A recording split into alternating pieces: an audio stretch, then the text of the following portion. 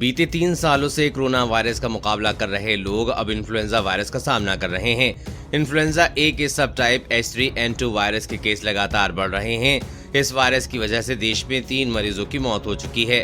H3N2 के लक्षण भी काफी हद तक कोविड की तरह ही हैं। इस वायरस के अधिकतर मरीज आसानी से रिकवर हो रहे हैं, लेकिन चिंता की बात यह है कि कोविड की तरह ही H3N2 भी शरीर में ऑक्सीजन का लेवल गिरा सकता है। इससे मौत होने का खतरा रहता है। इन्फ्लुएंजा की वजह से ऑक्सीजन का लेवल कम क्यों होता है और किन लोगों को इसका अधिक खतरा है, ये जानने के लिए हमने एक्सपर्ट से बात की है। शरीर में क्यों कम होता है ऑक्सीजन लेवल? दिल्ली के मूलचंद हॉस्पिटल में पल्मोनोलॉजी डिपार्टमेंट के डॉक्टर भगवान मंत्री ने TV9 से बातचीत में बताया कि इन्फ्लुएंजा एक रेस्पिरेटरी इन्फेक्शन है, यानी ये वायरस भी सांस संबंधी परेशानी का कारण बन सकता है। कुछ मामलों में इन्फ्लुएंजा की वजह से लंग्स में इन्फेक्शन होने का खतरा रहता है। इस स्थिति में अगर मरीज को निमोनिया हो जाता है, अगर इन्फेक्शन दोनों लंग्स में फैलता है तो बॉडी में ऑक्सीजन का लेवल कम हो सकता है।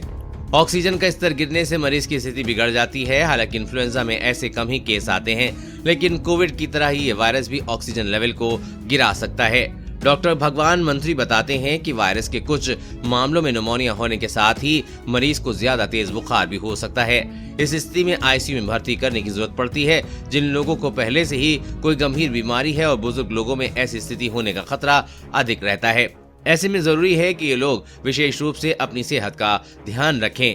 भले ही H3N2 से गंभीर लक्षण नहीं होते हैं, लेकिन कमजोर इम्यूनिटी वाले इन लोगों को सतर्क रहने की जरूरत है। कोविड की तरह इन्फ्लुएंजा वायरस से भी बचाव के लिए मास्क लगाना जरूरी है। इसके साथ ही संक्रमित लोगों के संपर्क में आने से भी बचना चाहिए। फिलहाल कुछ सप्ताह तक इन्फ्लुएंजा का खतरा बना हुआ है। ऐसे में लोगों को बचाव करना होगा। अगर इन्फ्लुएंजा की वजह से निमोनिया होता है तो ऑक्सीजन की कमी हो सकती है, इसलिए बचाव ही बेहतर है।